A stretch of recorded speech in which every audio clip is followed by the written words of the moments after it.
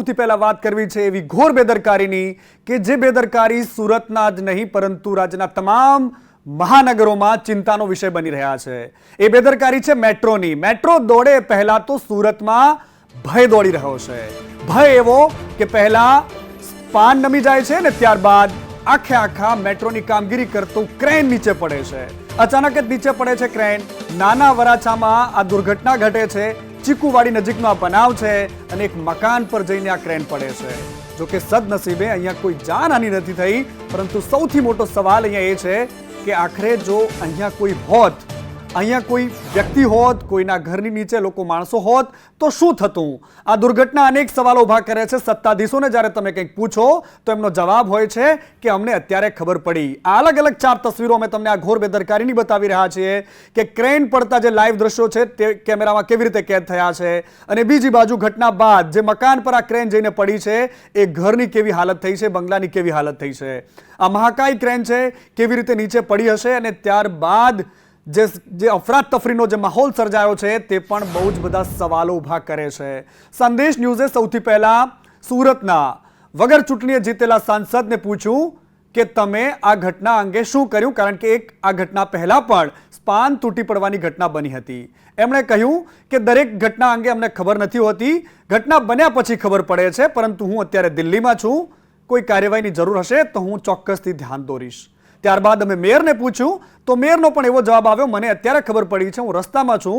અને બીજી બાજુ સુરતના એક ધારાસભ્ય, બડબોલા ધારાસભ્ય છે, દરેક વાતે સવાલ ઉઠાવે છે। એમણે પણ આ વખતે કીધું કે કોર્પોરેશન સાથે એમનો કોઈ જ તાલમેલ નથી અને એ જ કારણ છે કે વારંવાર આ પ્રકારની દુર્ઘટનાઓ ઘટે છે। સુરતમાં આવી ઘટનાઓ પાછળ કોણ જવાબદાર છે, મેટ્રોની કામગીરી પાછળ કોણ જવાબદાર છે, એની સામે આકરા પગલાં લેવાવા જોઈએ, સૌથી મોટો સવાલ છે।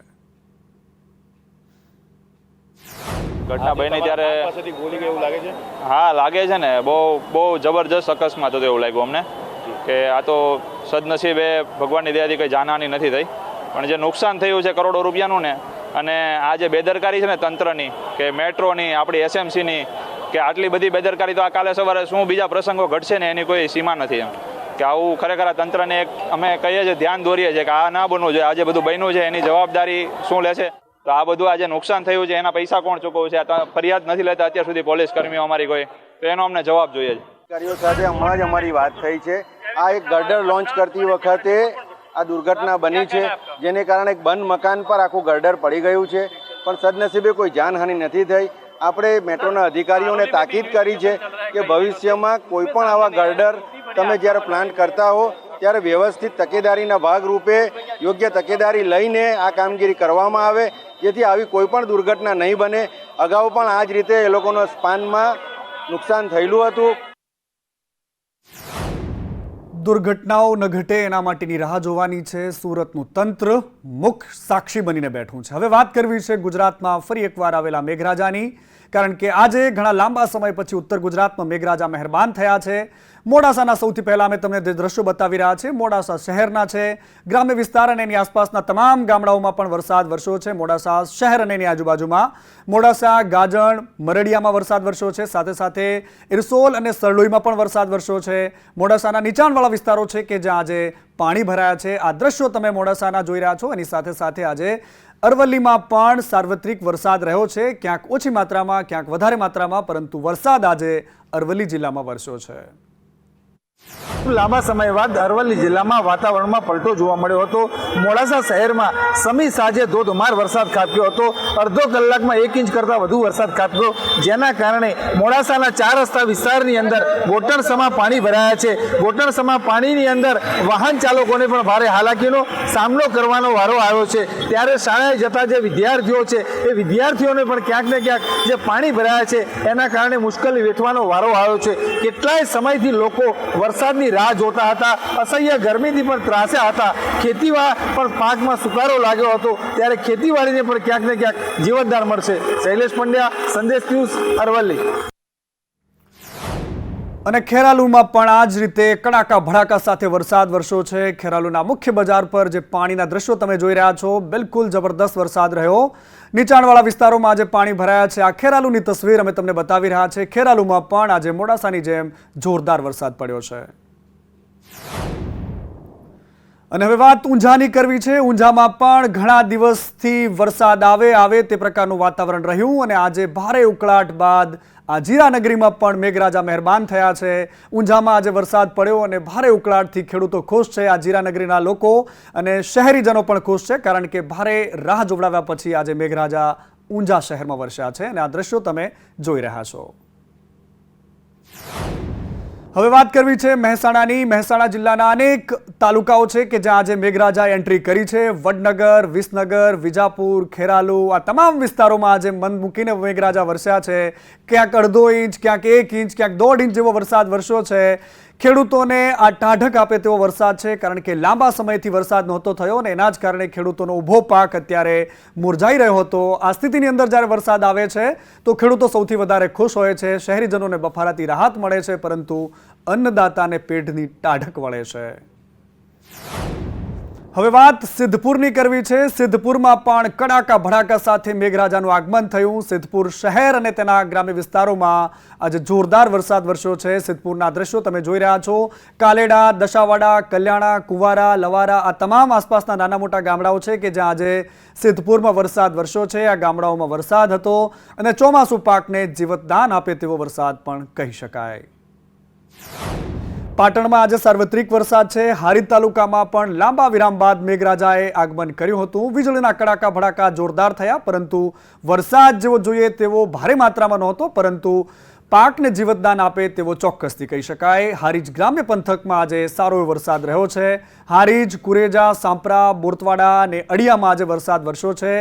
અલગ અલગ તસવીરો મેં તમને વરસાદની બતાવી રહ્યા છે. હારીજમાં આજે બપોરથી જ વીજળીના કડાકા અને ગગનભેદી વાદળોના ગડગડાટ વચ્ચે આજે વરસાદ વરસ્યો છે. અને હવે વાત કરવી છે રાજ્યના એ મહાનગરની કે જેનું બજેટ કોઈ નાના મોટા દેશ કરતાં પણ વધારે હોય છે. એ છે આપણું અમદાવાદ શહેર, જે રાજ્યની આર્થિક રાજધાની છે. પરંતુ સામાન્ય વરસાદ પડે છે તો આર્થિક રાજધાનીની હાલત શું થાય છે અમદાવાદીઓ કરતાં વધારે કોઈ નહીં જાણતું હોય. સામાન્ય વરસાદ પડ્યો અને અમદાવાદ શહેર પાણી થઈ ગયું. મીઠાખળી, અખબારનગર આ તમામ અંડરપાસને બંધ કરવા પડ્યા. ગોતા વિસ્તારમાં તો પાણી ભરાઈ ગયા. ચારે કોર જુઓ તે માત્ર પાણી જ પાણી દેખાતું હતું.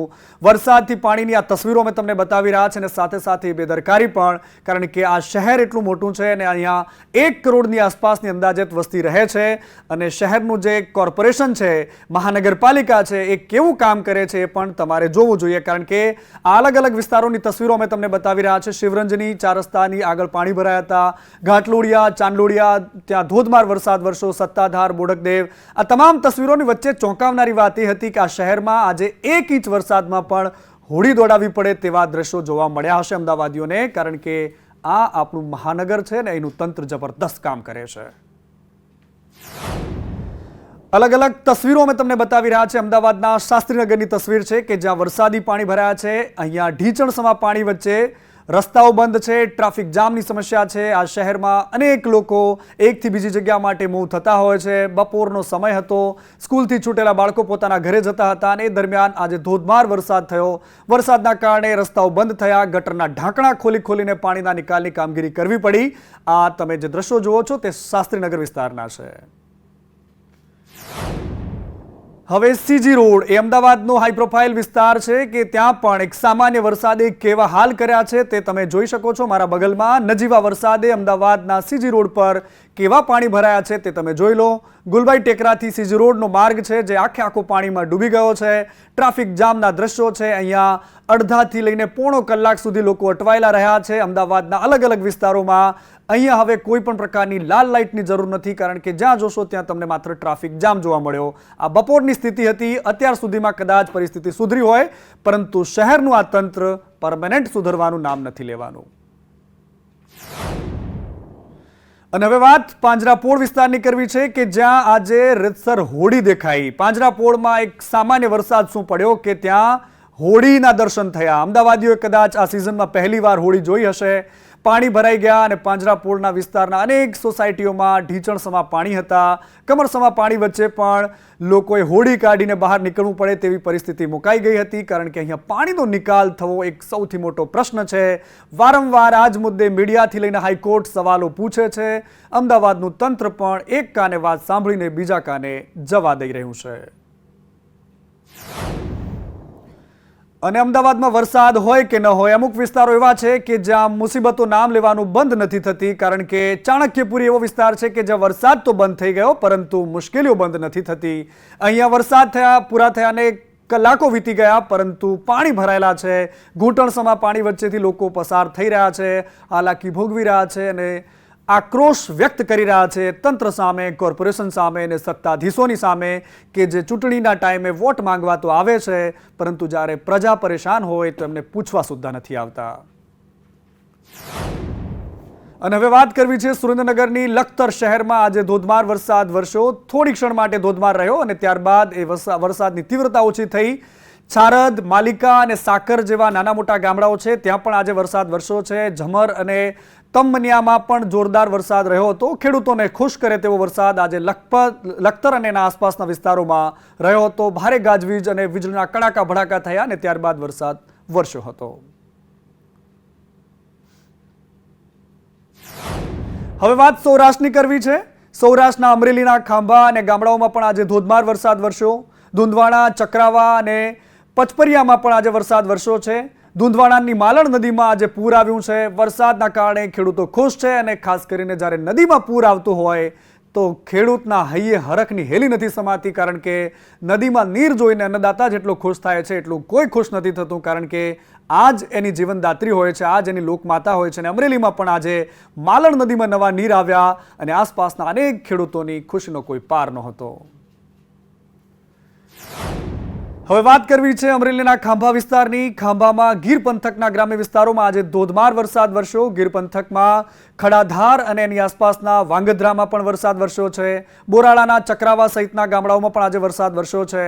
અને વાંગધ્રાના રોડ પર જે પાણીના જે દ્રશ્યો અમે તમને બતાવી રહ્યા છે તે જોરદાર છે, કારણ કે અહીંયા પણ લાંબા સમય પછી વરસાદ આવ્યો છે અને અન્નદાતા ખુશ છે.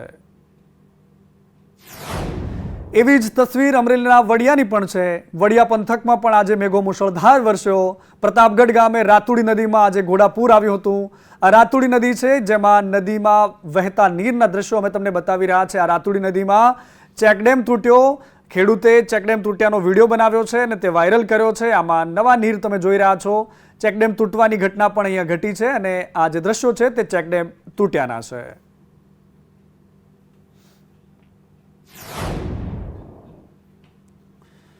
અને હવે વાત કરવી છે ગુજરાત વિધાનસભાની અંદર જે આજે કામગીરી થઈ એમાં સૌથી ઇન્ટરેસ્ટિંગ વાત આજે એ રહી કે નશાબંધી સુધારા વિધેયક બહુમતીથી પસાર થઈ ચૂક્યું છે. વિધાનસભાના ગૃહમાં બહુમતીથી પસાર થયું છે.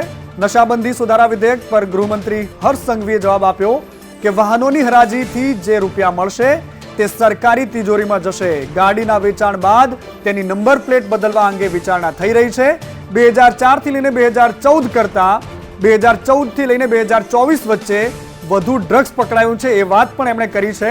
ડ્રગ્સ એ દુનિયાનું સામાજિક દૂષણ છે તેવી પણ વાત હર્ષ સંઘવીએ આજે વિધાનસભા ગૃહમાં કરી છે. આજે ગુજરાત વિધાનસભામાં આ ઐતિહાસિક સુધારો લાવવામાં આવ્યો છે.